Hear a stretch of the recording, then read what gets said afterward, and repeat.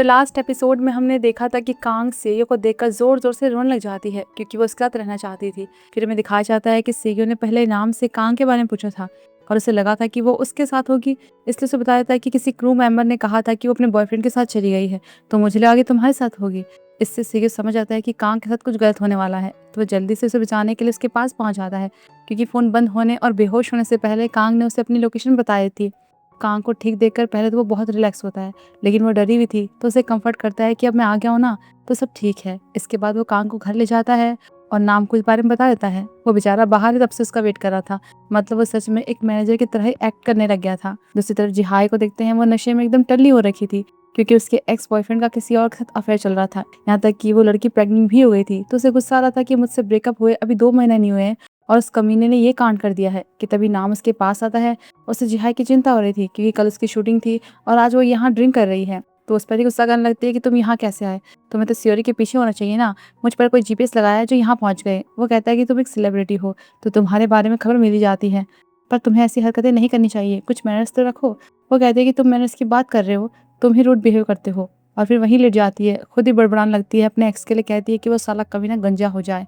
कि तभी वहाँ एक कपल आते हैं, तो वो लड़की तो बस जिहाई को पहचानने ही वाली होती है कि ये यून जिहाई है ना, लेकिन एंड टाइम पर नाम अपनी जैकेट से उसका फेस ढक लेता है और उन्हें वहाँ से भेज देता है। दूसरी तरफ सेग्यो कांग को अपने घर ले जाता है क्योंकि उसके लिए सबसे सेफ जगह यही थी। उसका इतना बड़ा घर देखकर तो वो चौंक ही जाती है, और जैसे उसने कहा था नामसन टावर यहाँ से सच में काफी बड़ा दिख रहा था। वो बहुत ही एक्साइटेड होती है, लेकिन फिर थोड़ी टेंशन में आती है कि अब तो तुमने अपने सारे पैसे गंवा दिए हैं ना, तो ये घर भी चला जाएगा। वो कहता है कि ऐसा कुछ नहीं होने वाला, कोई मेरा घर नहीं ले रहा है, लेकिन वो यकीन करती ही नहीं। और फिर घर की थोड़ी बुराई भी करती है कि इतना कुछ खास नहीं है, एक तरफ से तो माउंटेन ने व्यू ब्लॉक किया हुआ है। फिर जाकर वहीं सोफे पर लेट जाती है कि ये बहुत ही कंफर्टेबल है, तो सेगी उसके पास बैठ जाता है, कहता है कि थोड़ा ज्यादा कंफर्टेबल नहीं है कि हम दोनों इस घर में अकेले हैं।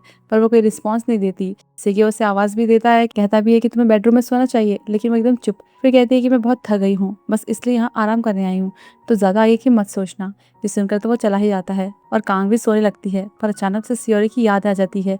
जब वो कार में फंस गई थी, उसे लग रहा था कि उसे यादें इसलिए आ रही है क्योंकि उसकी ये बॉडी उसके असली ओनर यानी कि सियोरी की वापसी की तैयारी कर रही है। कि तभी सेगी उसे उठाकर अंदर रूम में ले जाता है। दूसरी तरफ शमन को देखते हैं, उसे अचानक से कुछ विजन दिखने लगते हैं जिसमें कि जोसन टाइम की उसकी हम शक्ल यानी कि वो वाली शमन रिचुअल करते हुए दिख रही थी। कांग का वांटेड पोस्टर और अपना गेटअप बदलकर कांग एक बच्चे को अपना नाम भी बता रही थी।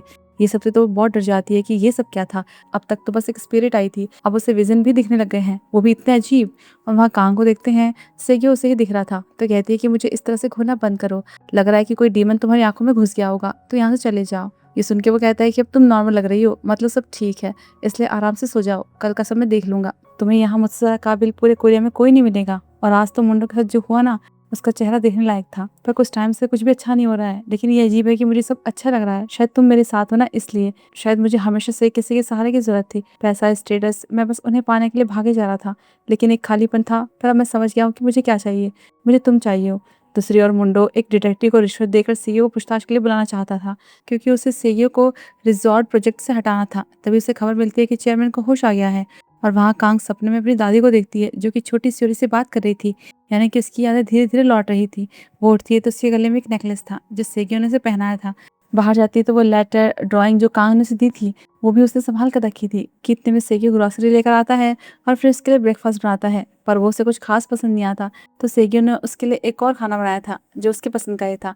और तब खाते हुए वो उस नेकलेस के लिए कहता है कि ये तुम पर अच्छा लग रहा है, लेकिन कांग को ये अच्छा नहीं लग रहा था कि तुमने मेरे लिए इतना कुछ किया पर मैं कुछ भी नहीं कर पाई। वो कहता है कि ये क्या बात हुई, तुम मेरे लिए हर्बल टॉनिक लेकर आई, एप्पल बॉक्स लेकर आई, तुमने मेरे मेंटल और फिजिकल हेल्थ दोनों का ध्यान रखा है, अगर तुम्हें फिर भी बुरा लग रहा है ना, तो तुम्हारे पास एक मौका है, मैं तुम्हारे साथ अपनी 100th एनिवर्सरी मनाना चाहता हूँ। वो इसके लिए बहुत ही एक्साइटेड था, पर कांग अपसेट क्योंकि उसके लिए ये सब अब और मुश्किल होता जा रहा था। तभी सेइयो को जिहान का कॉल आता है, वो उस दादाजी के बारे में बताता है, इसलिए सेइयो तुरंत ही वहाँ के लिए निकल जाता है। जबकि जिहान कांग को छोड़ने जाता है तो रेडियो में बताया जा रहा था कि वो अशुभ तारा 2 हफ्ते में अर्थ का ऑर्बिट छोड़ देगा। तब जिहान भी कांग को थैंक्स करता है कि तुम्हारी वजह से ही सेइयो की लाइफ बदल गई है, वो खुद बहुत बदल गया है। ये सुन के तो कांग और भी ज्यादा अपसेट हो जाती है। फिर हॉस्पिटल में देखते हैं कि जूरेन और जुमी दोनों दादा से मिलने आती है। उन्हें गले लगाकर रोने ही लग जाती हैं। कितने में मुंडो भी वहाँ आता है। तो जुरैन तो उनके पास उसकी भर भर के बुराइयां करने लगती है कि डैड, इसकी बातों में बिल्कुल भरोसा मत करना, ये सबसे कमीना है। आप यहाँ बीमार थे तो बाहर पता नहीं इसने क्या क्या कर दिया, आपको इसके बारे में कुछ भी नहीं पता है, ये बहुत ही बुरा है। वो तो खुश हो रहे थे कि अब मुंडो की खैर नहीं, लेकिन दादाजी ये जानते थे कि उनके कोमा में होते हुए मुंडो ने कंपनी की कमान अपने हाथों में ले ली है। और वो कोई खास रिएक्शन या कोई गुस्सा नहीं दिखाते, क्योंकि असल में दादाजी पिछले 2 हफ्ते की यादें भूल चुके थे। उन्हें कुछ भी याद नहीं था कि इस बीच क्या हुआ, उन्होंने मुंडो को कितना कुछ सुनाया और सीखे से क्या क्या कहा।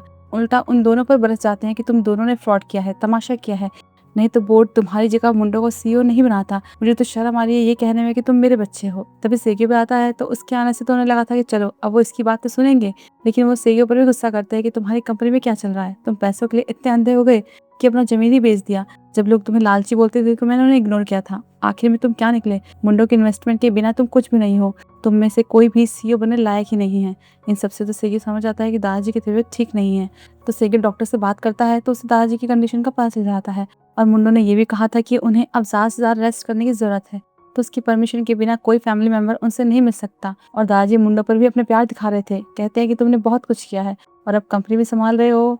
तो मुंडो दादाजी से कहने लगता है कि सेगियो को एक और मौका देना चाहिए ना, उससे अपनी गलती सुधारनी चाहिए। वो कहता है कि हाँ, शायद तुम सही बोल रहे हो। ये सुन के तो मुंडो को गुस्सा आता है कि ये सुधरने वाले नहीं है, अभी भी उसका ही साइड ले रहे हैं।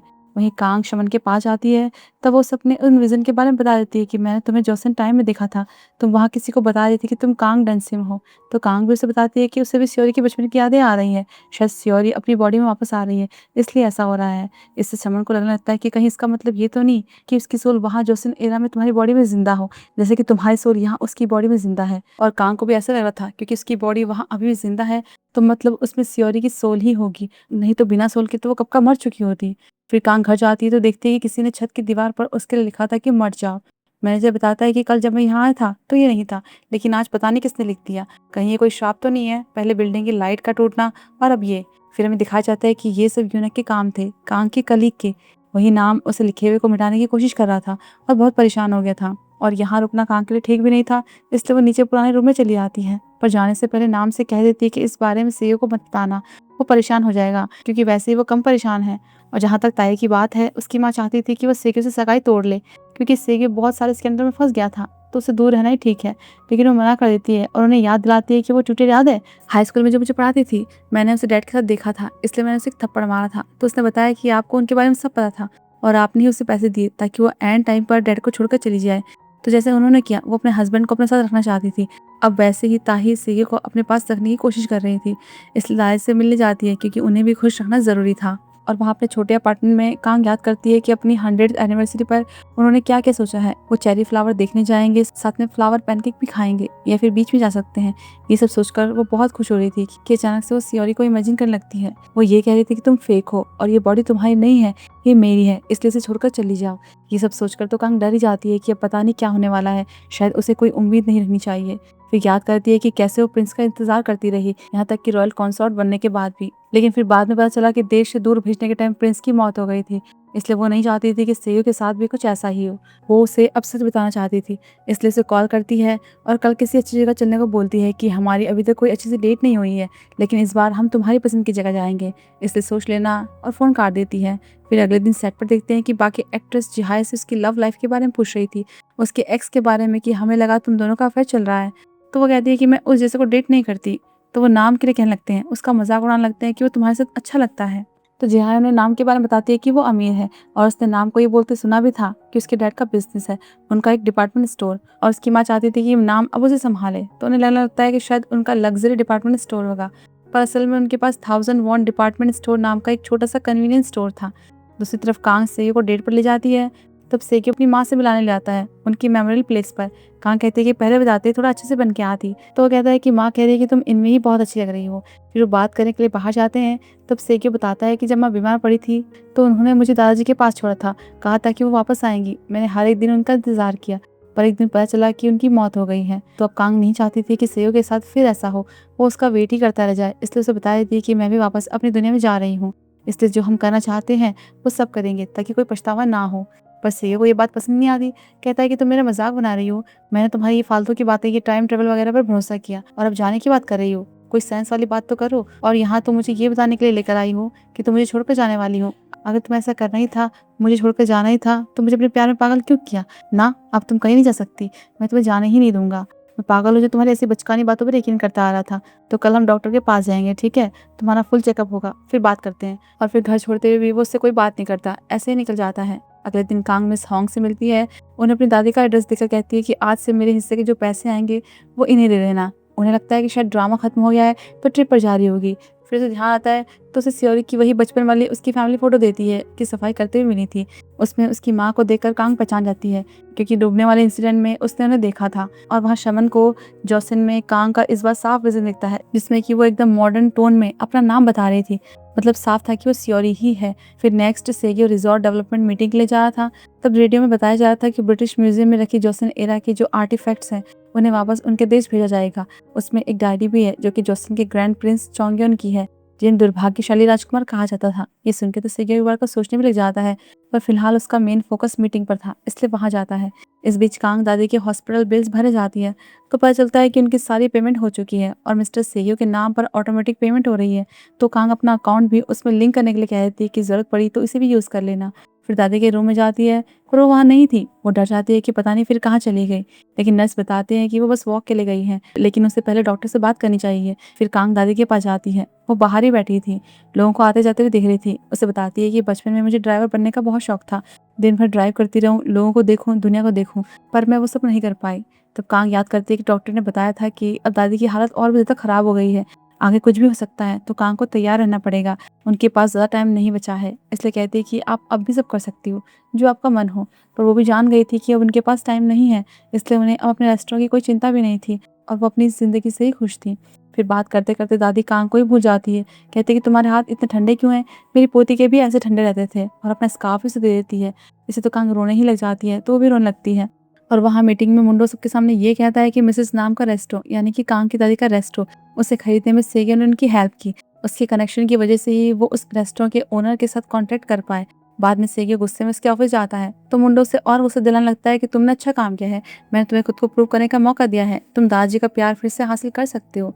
लेकिन फिर भी अगर तुम उस लड़की सियोरी के साथ चाहते हो तो तुम्हें जल्दी करनी चाहिए, क्योंकि उसका रेस्टोरेंट कुछ ही देर में टूट जाएगा। उसने डेमोलिश टीम को उस साइट पर भेज दिया था। ये सुनकर तो सेगे गुस्से में उसका कॉलर ही पकड़ लेता है, क्योंकि मुंडो ये सब उसे परेशान करने के लिए कर रहा था, और वो रेस्टोरेंट और रिजॉर्ट साइट का जरूरी हिस्सा भी नहीं था, फिर भी तोड़वा रहा था। तब सेगे कहता है कि ठीक है, तुम मेरी कंपनी के साथ कुछ भी कर लो, लेकिन रेस्टोरेंट को छोड़ दो, मुझे सियोरी के लिए बस इतना तो करने दो। उससे मिन्नत करता है, भीख मांगता है, लेकिन मुंडो उसका मजाक बनाकर निकल जाता है। वहीं मीटिंग के बाद डायरेक्टर जोंग भी जब घर जा रहा था, तो दादाजी से पकड़ लेते हैं, क्योंकि शायद वो जान गए थे कि वो ही बायजू में मुंडो का जासूस था।